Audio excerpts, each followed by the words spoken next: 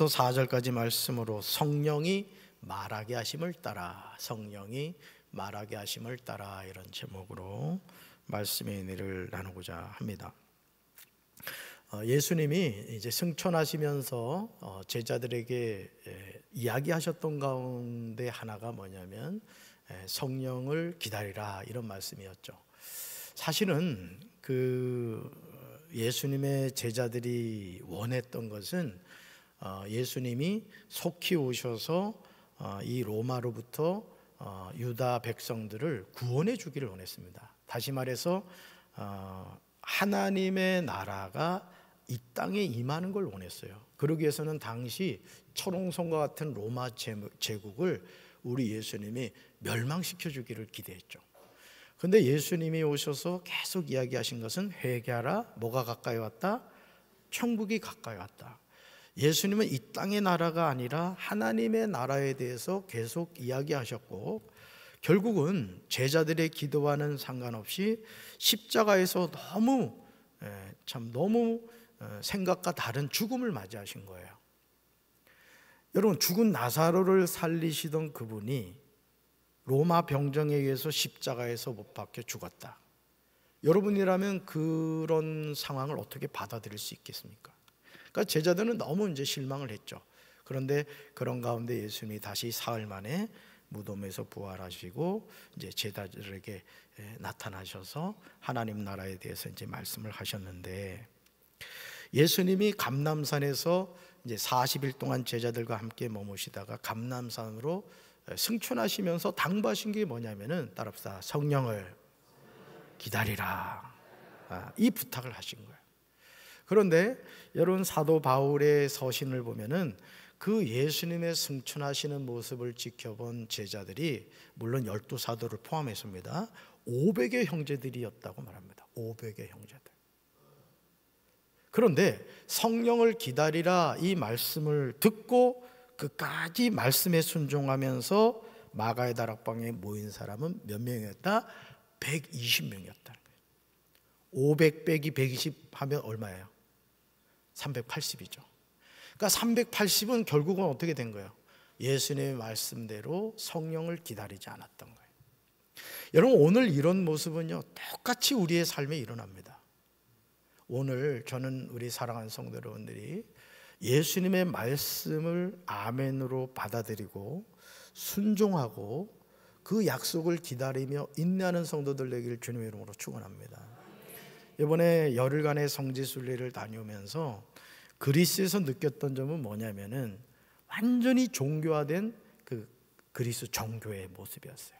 아주 화려하게 막 성화를 그려놓고, 뭐 정말 어떻게 보면 그 신심이 좀 대단하다 할 정도로, 마치 그 불자들 가운데 왜 집에 가면 그죠? 달막 그림 그려놓고 불자 딱 써놓고 말이죠, 목탁 갖다 놓고 부처상 갖다 놓고 자신의 어떤 신심을 드러내려고 하는 그런 모습을 볼 수 있습니다만은, 그리스 가서 제가 딱 느꼈던 건 그거예요. 생명이 없는 껍데기 종교.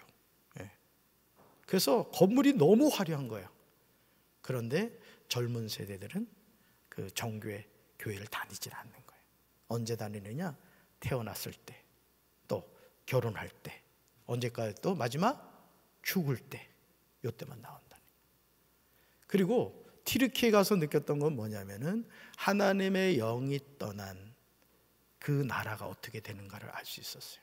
뭐 말이 성지순례지 가봤더니 돌멩이밖에 없더라고요. 돌만 보다 왔어요. 돌만 보다. 소아시아 6개의 흔적이라고 해서 가봤더니요, 너무너무 놀라운 거예요. 요즘 건축학으로도 지을 수 없는 엄청난 건물들이 지어졌었더라고요. 근데 남은 건 뭐밖에 없다? 돌덩이만 봤네. 제 얼굴 보세요. 돌덩이 같이 됐잖아요. 그냥 돌만 보다 와가지고. 그리고 그 당시 그분들이 신앙을 지키기 위해서, 여러분들도 다녀오신 분이 있을지 모르겠습니다만, 지하로 그냥 몇십 층을 뚫고 들어가서 그 캄캄한 지하에서 자신의 신앙을 지키기 위해서 고군분투하신 분들이 있었지만은, 결국은 다 배교하고 이제 하나님을 떠난 거예요. 여러분, 500여 명의 예수님의 제자들이 주님의 말씀을 듣고 기다려야 되는데 120명을 제한 380명은 떠나버렸다라는 거죠. 그들은 마음을 같이하여 간절히 기도에 힘씁니다. 그리고 드디어 오순절이 이르렀을 때 마침내 그들이 모인 곳에 약속하신 성령이 임하신 거예요. 저는 제가 어릴 때부터 목사가 되기를 꿈꿨고 이 목사의 삶을 살아가고 있습니다만은, 저는 우리 교회가 성령 충만한 교회가 되길 주님의 이름으로 축원합니다. 여러분, 담임 목사라고 해서 제가 온전할 것 같아요? 온전하지 않아요. 저도 연약한 점이 많습니다. 제가 목회자의 길을 간다는 건 어떻게 보면 참 하나님의 은혜라고 할 거예요. 저도 이 심술이 많고요, 성격이 저도 그렇게 좋지 않아요, 제가 봐도. 그렇지만 하나님의 은혜로 이 사명의 길을 감당하는데, 여러분, 우리가 하나님의 이 약속하신 때를 기다린다는 게 너무너무 중요해요.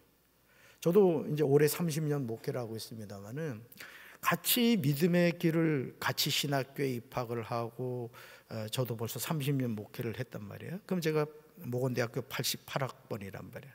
88학번인데 벌써 30여 년의 목회 여정을 이렇게 지나니까 벌써 동기들의 목회가 벌써 쫙 보이는 거예요. 30년이라는 시간이 지나니까 보이는 거예요. 근데 제가 놀랐던 건 뭐냐면은 그 신학교를 다닐 때 그 가지고 있던 성품이요, 30년이 지난 시점에도 잘 바뀌지 않더라고요. 죄송합니다. 그때 담배 피던 애들이 지금도 담배 피더라고요. 목사인데. 물론 종류는 바뀌었어. 저기 종이 담배가 전자 담배로 바뀌었어. 그래도 피는 거잖아요, 그죠? 그리고 막 혈기 부리고 이러던 애들이 그때 홈커밍 데이라고 해서 이제 지금 모건대학교에서는 그 입학 몇 주년이 되면은 그 모임이 있거든요. 그래서 그 모임에서 같이 시간을 나눴는데, 제가 놀랬던 게 그 입학할 때 그 성격이나 이런 것들이 바뀌질 않았더라고요. 여러분, 우리가 하나님의 자녀로 이 세상을 살아가면서 하나님의 때를 기다릴 줄 알아야 돼요. 아멘이십니까? 저는 우리 성도 여러분들이 하나님께 쓰임 받게 되길 바라요. 그런데 그 쓰임 받기를 원할 때는 하나님의 때를 기다릴 줄 알아야 돼요. 인내할 줄 알아야 돼요. 예수님이 승천하시면서 성령을 기다리라 했으면 뭐 해야 돼요? 기다려야 되는 거예요. 언제까지? 성령 받을 때까지 기다려야 돼요. 500명 가운데 몇 명이 기다렸다고요? 120명. 여러분이 바로 그 120명이 되길 바라요. 떠나간 380명이 되지 않기를 주님의 이름으로 축원합니다. 마침내 그들이 모인 곳에 약속하신 성령이 임했고요, 성령을 받은 제자들은 복음의 증인이 된 거예요. 여러분, 왜 목사가 성령을 받아야 될까요? 왜 성도가 성령을 받아야 될까요? 성령 받아가지고 자랑하려고요? 나 성령 받았거든? 나 신령한 목사거든? 나 성령 받은 권사야? 장로야? 집사야? 이거 자랑하려고요? 아니에요. 여러분, 성령이 우리에게 임하신 이유는 한 가지입니다. 예수의 증인이 되라는 거예요. 증인이. 아멘이십니까? 왜 성령을 받는지를 모르고 성령을 달라고 하면 뭔 의미가 있겠어요? 똑같은 칼도, 메스도 의사의 손에 들려지면 죽어가는 환자를 살리는 역할을 하지만은 그 메스가 강도의 손에 들려지면 남을 해꾸자는 짓을 하는 거예요. 오늘 성령 받고도 하나님의 영광을 가리는 경우가 얼마나 많아요. 오늘 이 밤에 나온 우리 성도 여러분들 성령 받으시기 바랍니다. 그래서 예수의 증인된 삶을 살게 되기를 주님의 이름으로 축원합니다. 질문 볼까요? 질문. 하나님은 어떤 방법으로 복음을 전하게 하셨습니까? 이거예요. 오늘도 사랑의 카페 전도대 참 이렇게 복음을 전하고 계신 분들 계셔서 제가 가서 기도해 드렸습니다만, 아주 중요한 거예요. 하나님은 어떤 방법으로 복음을 전하게 하셨습니까? 첫째, 같이 읽습니다. 성령의 능력으로 전하게 하셨습니다. 아멘. 여러분, 예수님은 부활하시고 바로 하늘로 가지 않으셨어요. 40여일간 이 땅에 머무셨어요. 그 후에 이제 승천하셨는데, 예수님이 승천하신 이후 열흘이 지난 오순절날 함께 모여있던 제자들에게 예수님이 약속해 주신 성령이 임한 거예요. 자, 예수님이 승천하시고 며칠 지난 날? 열흘이 지난 10일이 지난 다음에 약속하신 성령이 임하셨다 그랬죠. 예수님 승천하시고 바로 왔으면 얼마나 좋았겠어요. 그 열흘이라는 기간 안에 몇 명이 떨어져 나갔다고요? 380명이 떠나간 거예요. 더 많이 떠나간 거죠. 3분의 2가 떠나간 거예요. 자, 약속해 주신 성령이 열흘이 지난 이후에 제자들에게 임했는데 호련히 하늘로부터 급하고 강한 바람 같은 소리가 났어요. 그들이 앉은 온 집을 가득 채웠어요. 여러분, 성령님은 우리의 마음을 다스리기도 하지만 우리가 있는 공간을 다스리기도 해요. 그래서 여러분, 이 공간의 역사는 영이 있습니다. 그래서 예를 들어서 우리가 이 어떤 터의 역사는 영이 있다 이런 얘기를 한단 말이에요. 그죠? 그래서 여러분들이 이사를 갈 때라든가 또 뭐 믿지 않는 사람들 가운데는 이 묘자리를 잘 써야 된다 뭐 이런 얘기를 합니다만은 그것도 어떤 성경을 보면은 이 근거가 있는 말이기도 해요. 사실은. 자, 그런데 우리가 이 하나님의 몸된 성전에서도요, 이곳에 늘 성령이 역사하시는 제단이 돼야 돼요. 아멘이십니까? 교회 안에서 다툼이 일어나고 싸움이 일어나고 목사와 성도 사이, 성도와 성도 사이에 자꾸 어떤 서로를 향한 불평과 원망과 싸움이 있잖아요. 그러면 이 분열의 영이 역사하는 거예요. 분열의 영. 여러분 가정도 마찬가지입니다. 그래서 항상 하나님의 자녀가 머무는 공간은 하나님의 영이 함께 하셔야 돼요. 아멘이십니까? 그래서 저는 우리 교회가 늘 성령의 기름 부으심과 성령의 역사가 나타나는 교회가 되기를 주님의 이름으로 축원합니다. 보세요. 그들이 앉은 온 집에 성령의 역사가 나타났어요. 불의 엿처럼 갈라지는 것이 눈앞에 나타나 각 사람 위에 하나씩 임했다. 그러니까 여러분, 성령은 동시다발적으로 역사하기도 하지만은 그 장소에 있는 각 사람에게 누가 함께 하신다? 성령이 역사하신다는 거예요. 아멘이십니까?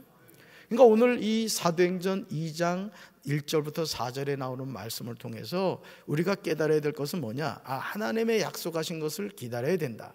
그 약속하신 것은 성령이시다. 언제 그 성령이 임하느냐? 다 함께 모여 뭐 할 때? 기도할 때. 그래서 새벽 기도회가 중요하고 금요 성령 기도회가 중요한 거예요. 왜 금요 심야 기도회를 금요 성령 기도회라고 했겠어요?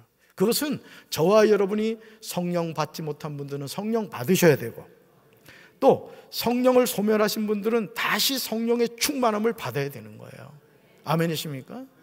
예수 믿으면서 성령이 함께 하시지 않으면 우리가 목회를 할 수도 없고 신앙생활도 할 수 없기 때문에 그렇습니다. 성령은요, 그들의 귀를 열어서 하늘의 소리를 듣게 하셨어요. 눈을 열어 성령의 역사를 보게 해주셨어요. 그러니까 오늘도 하나님의 자녀는 영의 눈이 열려야 되고 영의 귀가 열려야 돼요. 볼 것을 봐야 되고 들을 것을 들어야 됩니다. 아멘. 여러분, 제가 이번에 다녀온 그 튀르키예가 사실은 그 사도 바울의 고향 다소가 있는 지역이기도 하고, 우리나라보다 뭐 땅이 뭐 엄청나게 더 큰 나라예요. 거기가 다 기독교화됐던 동로마 제국이었단 말이에요. 교회가 다 사라지고 말았어요. 그리고 수많은 모스크, 여러분 이슬람교도 모슬렘 하루에 몇 번씩 기도합니까? 5번씩 기도. 그러면서 그 이맘이라는 사람이 그 모스크에서 그 코란을 읽는데요, 저는 저의 귀에 그 코란을 읽는 소리가 어떻게 들렸냐면 그 비명 소리로 들리더라고요. 비명 소리. 혹여나 유튜브에 한번 체크해 보세요. 그 경전 있는 소리 한번 들어봐요. 영혼들이 막 비명을 지르는 같은 소리로 들렸어요. 여러분, 오늘도 마찬가지입니다. 우리가 사는 이 강경이라는 지역도 정말 하나님의 성령의 역사가 나타날 때 이 지역이 하나님의 복음화가 될 줄로 믿습니다. 눈을 열어주셔야 되고 귀를 열어주셔야 된다. 그리고 깊은 내면까지 하나님의 능력으로 온전하게 해주셨다는 거죠. 그러니까 성령의 임재는 머리부터 발끝까지 임하는 거예요. 우리의 성품을 새롭게 해주시고 우리의 마음과 생각을 변화시켜 주신다는 거죠. 그러면서 결국은 성령으로 충만해진 제자들은 세상으로 나가 담대히 복음을 전했다는 거예요. 그러니까 성령의 임재와 역사는 한 곳에 머무는 것이 아니라 그 성령을 받은 사람은 복음을 들고 세상으로 모여야 된다? 나가야 된다 이거예요. 왜? 세상에는 어떤 사람이 있어요? 예수님이 그리스도라는 사실을 모르는 죽어있는 영혼들이 있다는 거죠. 그 영혼에게 뭘 전해야 된다? 복음을 전해야 된다. 가장 가까이 있는 가족이 바로 그 복음을 전해야 될 대상이고, 또 나의 형제 자매이기도 하고, 나를 낳아주신 부모님이기도 하고, 내가 사랑하는 친구이기도 하고, 내가 사는 아파트 앞에 사시는 분, 위에 사시는 분, 아래에 사시는 분이 될 수 있다는 거죠. 따라서 성령 받아 증인된 삶을 삽시다. 아멘. 그래서 주님은 우리에게도 뭘 약속해 주셨느냐? 성령을 약속해 주셨어요. 그러니까 하나님은 하나님의 자녀에게 꼭 주기 원하시는 선물이 있다. 그것이 제가 여러분들에게 축복하듯이 뭐 물권, 영권, 인권, 이것도 중요합니다만 더 중요한 것이 뭐냐? 그것은 성령 받기를 원하신다 이거예요. 아멘이십니까? 그래서 우리도 그 옛날 12 제자들처럼 그분을 사모하며 힘써 기도하는 사람이 성령의 능력을 덧입어 담대히 복음을 전할 수 있다는 거죠. 성령을 왜 받아야 된다고요? 뭐 전하기 위해서? 복음을 전하기 위해서 받아야 돼요. 우리 사랑하는 성도 여러분들 다 성령의 충만함 받게 되길 주님의 이름으로 축원합니다. 자, 둘째 볼까요? 둘째, 하나님은 어떤 방법으로 복음을 전하게 하셨습니까? 둘째, 같이 읽습니다. 다른 언어들로 전하게 하셨습니다. 아멘. 여러분, 성령으로 충만해진 제자들에게 나타난 현상이 있는데, 그것은 성령님이 시키는 대로 각각 다른 언어, 방언으로 말하기 시작했어요. 여기서 이 방언은 오늘날로 말한다면은 외국 언어에 대한 방언이었어요. 외국 언어. 예를 들어서 영어를 전혀 못하는데 성령을 받고 나니까 영어를 능통하게 하는 거예요. 러시아를 능통하게 하는 거예요. 아랍어를 능통하게 하는 거예요. 중국어를 능통하게 하는 거예요. 아마 여러분 가운데도 그런 언어의 방언인데 다른 나라의 언어를 이렇게 통성기도 하거나 하면은 하시는 분들이 있을 거예요. 뭐 중국어 방언을 한다거나 일본어 방언을 한다거나 이런 분들이 있어요. 이 당시 예수님의 제자들이 받은 방언은 다른 나라의 언어였어요. 다른 나라 언어. 자신이 한 번도 배운 적이 없는 언어가 저절로 입 밖으로 튀어나왔어요. 그래서 여러분 그 원종수 권사님 간증 아마 들은 기억이 나실 텐데, 이분이 이제 미국을 가가지고 어느 교회에서 이제 초청을 받아가지고 간증을 하게 됐는데 다 외국인들만 있더라는 거예요. 그래서 이 원종수 청년이죠, 학생이죠, 그 당시는 청년인데 기도를 했다고 그래요. 하나님, 제가 영어를 잘 못하는데 지금 간증을 해야 됩니다. 제가 영어 방언을 능통하게 해달라고 기도를 했대요. 응답해 주셨을까, 안 해주셨을까요? 응답해 주신 거예요. 그래가지고 영어를 하는데요, 그냥 낮은 단계의 영어가 아니라 엄청 높은 단계의 영어로 간증을 아주 했다는 것이죠. 그러니까 오늘도 하나님은 이런 역사를 이루신다는 것이죠. 그런데 학생들 우리 영어 공부하기 싫다고 주여 나에게 영어 방언을 주옵소서, 물론 그래도 좋겠지만 그래도 이런 현상이 나타난다는 거죠.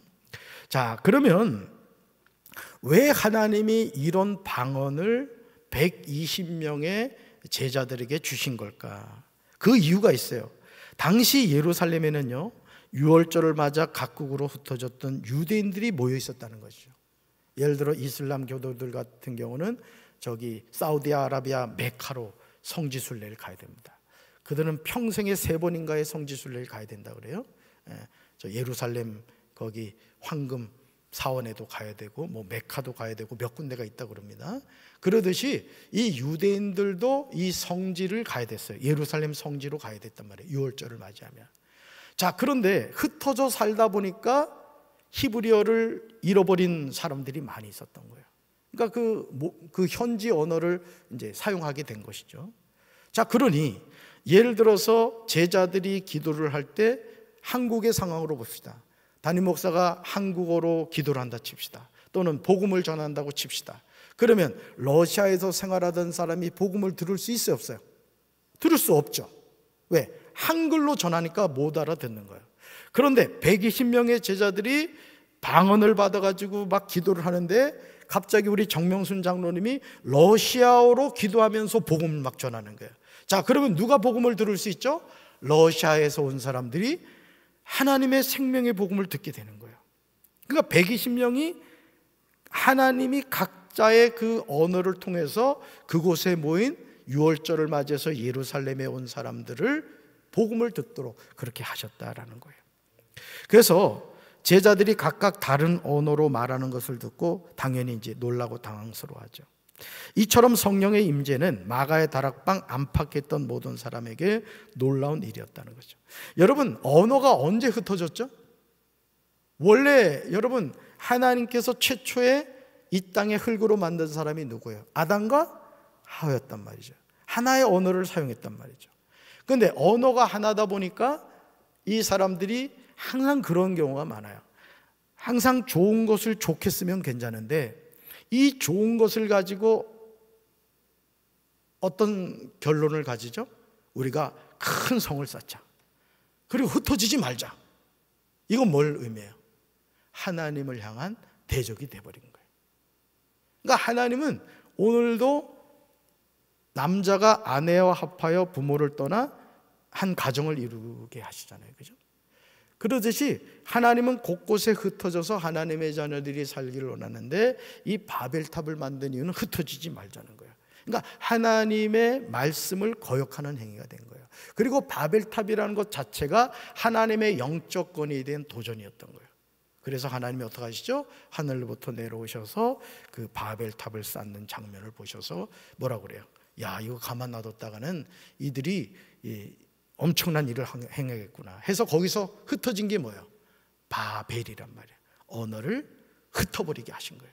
여러분, 말이 통하지 않는 사람하고 일을 할 수 있어요, 없어요? 없단 말이죠. 그렇게 흩어졌던 언어를 다시 하나 되게 하신 사건이 뭐라고요? 오순절 마가의 다락방에 하나님의 성령의 임재를 통해서 언어를 이렇게 알아듣도록 해주신 그런 역사가 일어나게 된 거죠. 여러분, 약속하신 성령이 임하고 성령으로 충만해지자 각 나라의 언어로 복음을 전할 수 있게 되었어요. 여러분, 민족과 언어의 벽이 복음 전파를 막을 수 없었던 것이죠. 그러니까 이번에도 제가 가서 성지순례를 가서 그 기성 출신 목사님이 튀르키에서 그 가이드를 하셨는데 이제 시골 목회를 하시다가 참 많이 어려우셨던 것 같아요. 그래서 이제 그곳에 가서 이제 현지 가이드를 하고 계신데 이제 그 선교사님 이야기를 통해 제가 참 깨달은 게 좀 많았어요. 아침에 항상 출발하기 전에 그날 하나님이 주신 찬양을 같이 부르고 참 이렇게 고백하는 이제 그런 시간을 가졌습니다만은, 여러분, 성령님은요 언어의 벽뿐만 아니라 모든 것을 뛰어넘게 하시는 거예요. 그러니까 오늘도 저는 우리 사랑하는 성도 여러분들이 불가능을 가능케 하시는 하나님을 만나게 되길 주님의 이름으로 축원합니다. 오늘 우리의 삶은 뭐의 차이냐? 하나님이 하시면 된다, 이 믿음과 어떤 인본주의적인 생각에 빠져서 자신을 자꾸 안 된다 하는 자신을 가두는 신앙은 이건 비교할 수가 없는 거예요. 따라합시다. 할 수 있다, 하면 된다, 해보자. 아멘이십니까? 그래서 우리 교회가 부흥의 어떤 목표가 있잖아요. 유치부교회 50명, 어린이교회 200명, 청소년교회 153명, 청년교회 100명, 장년교회 500명, 진료교회 50명, 1000명. 여러분들이 이것을 단순히 숫자로 바라보는 것이 아니라 우리 교회를 향한 김홍양 목사님이 오셔서 그때 메시지 전해주시고 비전을 선포해 주신 거 아닙니까? 오늘 우리가 이 목표를 향해서 믿음으로 선포하며 나갈 때 불가능을 가능케 하시는 하나님이 저와 여러분을 통해 새로운 역사를 써가게 되실 줄로 믿습니다. 그 하나님의 역사가 우리 교회 성령님의 기름 부으심과 성령의 충만함을 통해 나타나게 될 줄로 믿습니다. 셋째 볼까요? 셋째, 하나님은 어떤 방법으로 복음을 전하게 하셨습니까? 셋째가 찍습니다. 우리 말로도 전하게 하셨습니다. 아멘. 여러분, 복음은 전 세계를 돌고 돌아 140여 년 전 우리 말로 전해졌어요. 여러분, 요즘 많은 분들이 그런 얘기를 합니다. 또 우리 한국사를 이렇게 연구하시는 그 학자들의 공통된 얘기가 뭐냐면, 우리나라가 지금처럼 이렇게 먹고 사는 것에, 그러니까 먹거리가 풍부했던 때가 없다는 거예요. 정말 5,000년의 우리 대한민국의 역사 가운데 늘 가난을 벗지 못했다는 거예요. 가난을. 근데 여러분, 오늘 많은 우리 그 사람들의 관심 가운데 하나가 뭐예요? 관심 가운데 하나가 다이어트예요, 다이어트. 여러분, 제가 어릴 때만 해도요, 사장님 하면은 뭐가 나와야 돼? 배가 나와야 돼. 그래서 배만 나오면 무조건 사장님이었다고. 근데 요즘 사장님은 배가 나와야 안 나와요? 배가 안 나와. 왜? 자기 관리를 철저히 한단 말이에요. 그리고 이 세계를 다녀보면 그렇다 그래요. 우리나라 같이 이렇게 먹거리가 풍성한 나라가 없다는 거예요. 매 우리나라 버려지는 음식 쓰레기가 뭐 몇 조라 그러잖아요. 얼마나 하나님이 우리나라에 복을 주셨어요. 그렇죠? 자, 마찬가지라는 것이죠. 여러분, 복음이 우리나라에 전해졌다는 거, 이건 하나님의 기적인 거예요. 아멘. 그 복음이 우리나라에 들어오고 나서 우리나라가 가난을 벗게 되었고, 그 정말 배우지 못한 한을 풀었잖아요. 전 세계에서 학구열이 우리나라만큼 높은 나라가 없다 그러잖아요. 왜? 너무 가난하고 배우지 못해가지고 그 가난에 한이 맺힌 나라란 말이에요. 한이 맺힌 나라. 근데 하나님이 이 땅에 140여 년 전에 생명의 복음이 들어오게 해주심으로, 여러분 기억나시죠? 시골 출신들은 다 기억날 거예요. 교회에서 가르친 게 뭐예요? 한글을 가르쳐줬단 말이에요. 저희 어머니 같은 경우도 초등학교를 졸업하지 못했습니다만은, 이제 말씀드렸잖아요. 이 찬송가가 무곡 찬송가가 있었다고. 악보 없는 찬송가, 가사만 나와 있는 찬송가. 그 개척하신 권복순 전사님이 그 찬송가를 사주신 거예요. 근데 여러분 생각해봐요. 한글을 모르는데 찬송가를 가지고 교회를 다니면, 예를 들어 우리 정명훈 장로님한테 저 장로님 찬송가 좀 찾아주세요. 한두 번이지. 매번 찾아주려면 열받아요, 열받아요. 여러분들이야 열 안 받지만은 사실은 이게 귀찮거든요. 그러니까 어머니도 이제 창피하기도 하고 미안하기도 해서 안 가져갔더니 권복순 전사님이 왜 찬송가 안 가져왔네 그러더래요. 그래서 저희 어머니가 전사님 한글도 모르는데 맨날 가져오려니까 창피하기도 하고 미안하기도 하고 안 가져왔다고 그랬더니 그냥 이 손바닥으로 그냥 등짝을 얼마나 세게 때렸는지 그냥 정신이 번쩍 드셨대요. 그리고는 다시 가지고 다니신 거예요. 나중에요, 이 한글을 떼어버리셨어요. 그냥 군대에 있을 때 저한테 편지도 다 보내셨어요. 편지도. 그걸 잘 가지고 있었어야 되는데 제가 그냥 버렸습니다만은, 어쨌든 하나님이 눈을 뜨게 해주신 거예요. 여러분, 우리나라가요, 이 문맹률을 뛰어넘고 또 이 가난을 벗게 된 것이 바로 이 교육입니다. 교육. 그런데 그 교육의 발판이 어디서부터 비롯되었다? 교회로부터 비롯되었다는 거죠. 할렐루야.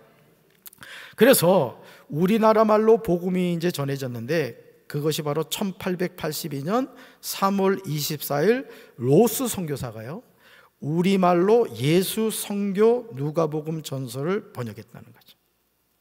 그리고 한글을 가르쳐준 이응천을 비롯해 김진기, 이성아, 최성균 등이 이 일에 동참했다는 거죠. 여러분, 1885년 4월 5일 저 인천 제물포항에 누가 복음을 들고 들어왔죠? 아펜젤러 목사님 네 분이 복음을 들고 들어왔다고요. 그때 그 아펜젤러 목사님이 뭘 가지고 들어왔을까요? 한글로 번역된 성경을 가지고 들어왔단 말이에요. 그러니까 하나님이 우리나라를 너무 사랑하신 거예요.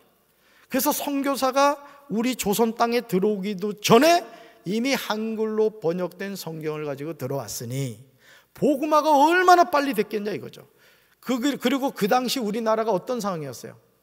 1910년 뭐가 일어났어요? 한일 합방이 됐단 말이에요. 일제가 우리나라 주권을 빼앗아간 날이잖아요. 그죠? 그리고 또 6.25 전쟁, 동족 간의 피비린내 나는 전쟁도 일어나고, 그러니까 말할 수 없는 애굽의 노예 생활 같은 고통이 우리 민족에게 임했어요. 그때 소망이 뭐였을까요? 우리나라가 복음이었던 거예요. 그래서 3.1 운동을 할 때, 그죠? 1919년 3월 1일 3.1 운동할 때도 말이죠, 유관순 열사가 감리교인인 거 아시죠? 감리교인입니다. 감리교인. 그리고 33명 대표 가운데 우리 개신교 그 대표들이 많았어요. 가장 많았어요. 그러니까 그 모든 것이 무엇 때문에 가능했던 것인가? 이 한글로 번역된 성경이 있었기 때문에 그렇다는 거죠. 그래서 이 최초의 한글 성경은 외국인 선교사와 조선인들의 협력으로 완성이 되었다는 거죠. 여러분, 결국은 이 성경이 있었기 때문에 우리나라 조선 땅에 대한제국에 복음이 전해질 수 있었어요. 여러분, 이 언어를 갖고 있다는 것, 또 한글로 번역된 성경을 가지고 있다는 것은요, 엄청난 축복입니다. 아멘이십니까?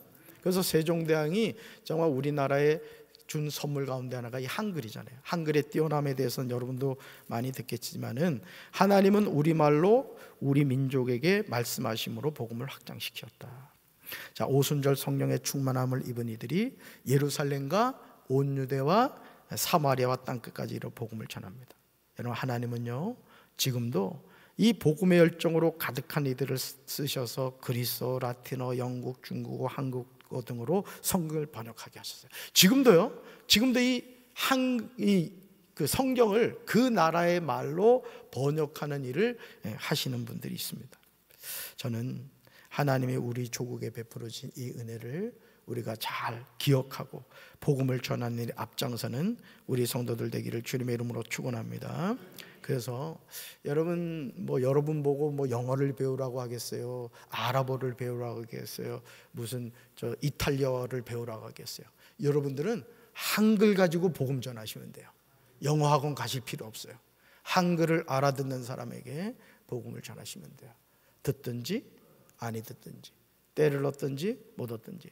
그리고 또 우리가 관심을 가져야 될 분들이 뭐냐면은, 우리나라에 와서 지금 일하시는 분들이 많아요. 저 중동에서 오신 분들, 또 동남아에서 오신 분들, 그런 분들이 많습니다만은, 그분들을 여러분이 관심을 가지고, 지지난주였던 것 같아요. 지지난주에 한 분 외국인 분이 지금 우리 임명복 권사님 앉아 계신 그 자리에 앉아서 주일날 예배를 같이 들으셨거든요.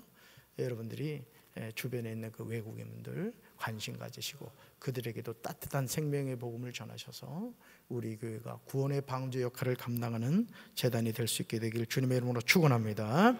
우리는 하나님 주신 사명을 감당할 수 있도록 성령의 능력을 강구해야 돼요. 오늘도 하나님은 누구를 통해서 일하시느냐? 성령의 충만함을 받은 사람입니다. 오늘 이 밤에 우리 같이 기도할 때 사도행전 2장 1절로 4절에 나오는 오순절 마가의 다락방의 성령의 임재와 역사가 저와 여러분의 삶을 통해 나타나게 되기를 주님의 이름으로 축원합니다. 가슴에 손 얹읍시다.